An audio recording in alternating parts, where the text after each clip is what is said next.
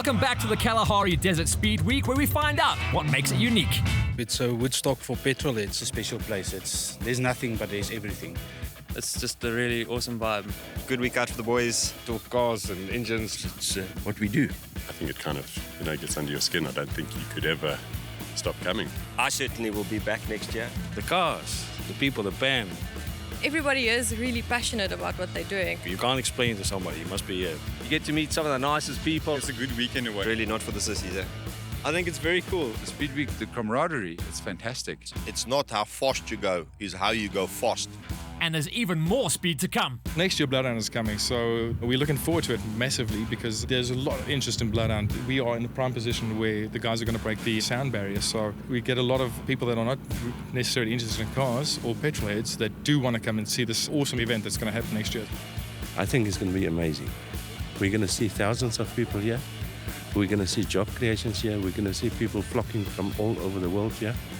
And we are making sure that we are ready to host the thousands of people. The modern cars also get a chance to test their mettle against the custom-built machines. Rudy Capers is first up in his PMAT stickered Chev Lumina.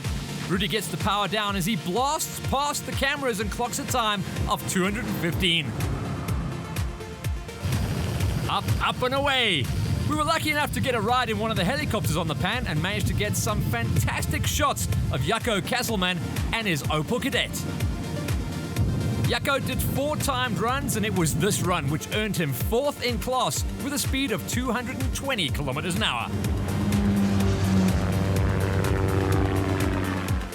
Bassie Barnard, who came to Speed Week with the custom cruise contingent, lines up at the start.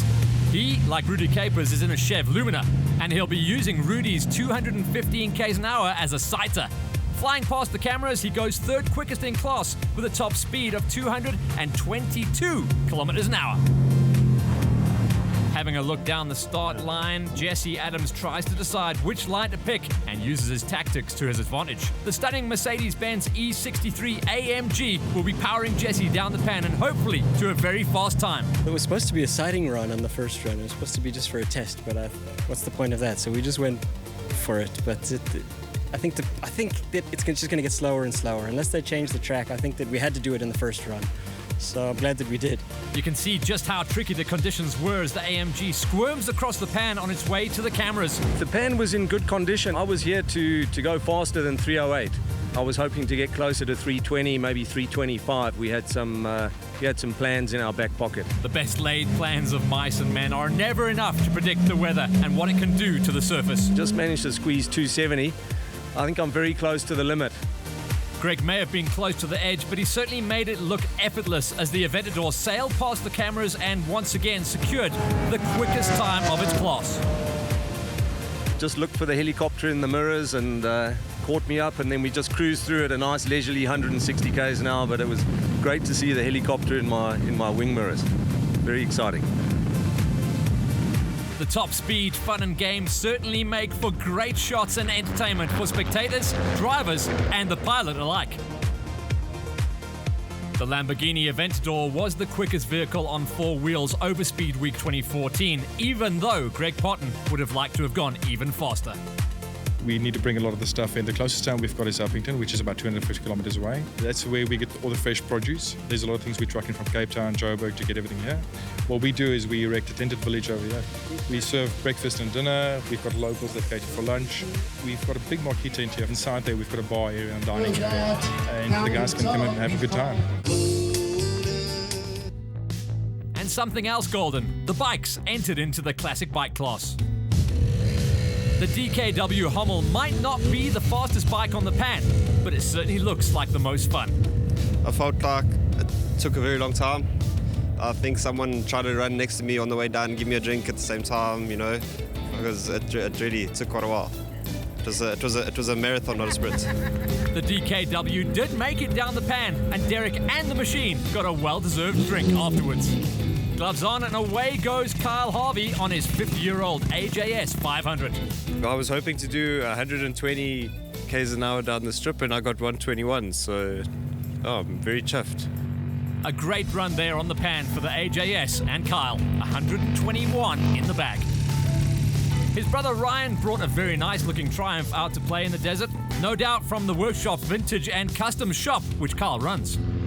Ryan managed to go 18 kilometers an hour faster than Carl. It went very well considering the conditions, the track conditions and the wind factor. We did 1:41, which was great.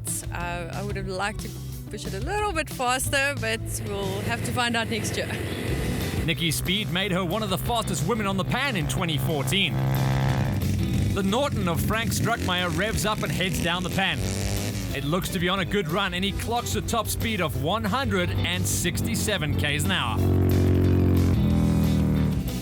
Brother Willem heads off in hot pursuit on his BSA.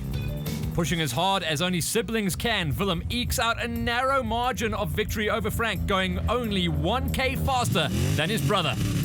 And decked out in the colors of the Italian flag and obviously proud of its heritage, Andy Radloff is astride a 1975 Moto Guzzi 950. Fantastic sounds as he pulls away and powers down the pan. Andy brings his beast home at a top speed of 186 kilometers an hour and tops the charts. One of our main goals is to empower the local community, and through what we do at SpeedWeek, we can achieve that. We've got them setting up food stalls here and stalls to sell goodies and all sorts of things, from graadkarre to stuff they make in the backyards to sell over here to tourists that do come. We use local caterers to supply the food that we've got on site. SpeedWeek is a fantastic occurrence for the local community, as it allows them to expose visitors to their traditional foods and also gives them a chance to become entrepreneurs, setting up food and craft stalls to sell their wares. The fastest category of the event is coming up now, the modern motorcycles. Brilliant blue desert sky, seriously quick metal machines. Johan Herbst powers away on his Honda CBR 1000. The event is really nerve-wracking on a bike, as you really are exposed to the elements and wind is not your friend on such a loose surface. He sets the marker at 240. Focused and ready to roll, Jacques Claessens and the Suzuki Hayabusa get ready to go at it.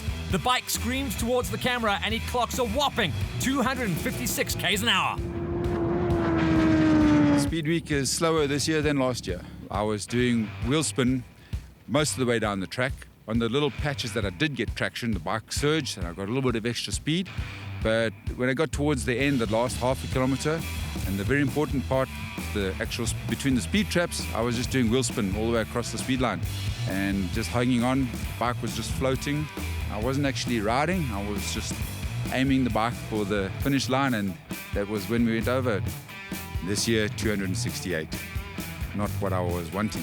I was hoping for 300, possibly even 320, 200-mile bracket, but that's not going to happen. Martin Rousseau has his work cut out for him as he gets ready for his run down the pan. The power of the Hayabusa is evident, and Martin whizzes past the camera at 274 kilometers an hour. He was fastest in 2013. Can he do it again? I really want to do the record tomorrow because there's one guy that actually came and challenged me today. So we'll see if he can, live up to his standards. But it's been harsh for us all, so we'll see. He may not be breaking his own record, but he was still the fastest man on the pan, clocking an incredible 293 kilometers an hour. Yanni, fastest in the desert. There's going to be a huge show with fireworks. There are going to be live bands. We're also getting in a lot of local community to come to the event, but we're expecting about 3,500 to 4,000 people. So yeah, very much looking forward to it. It was a great event put on by the Northern Cape government to finish off a wonderful 8 days of top speed runs in the Kalahari. The locals really enjoyed the festivities, as did all the competitors and their friends and family who made the life-changing journey to Huxkey and Punt.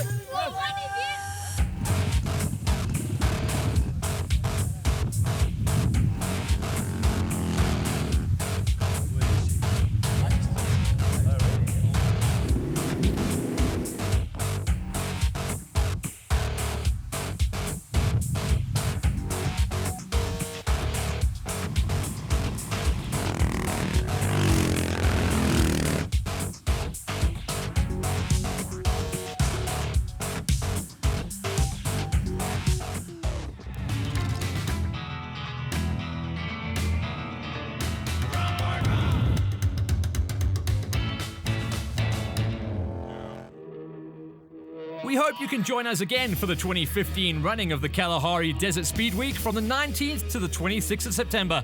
We'll be there with the sunblock, and we'll see you out in the desert.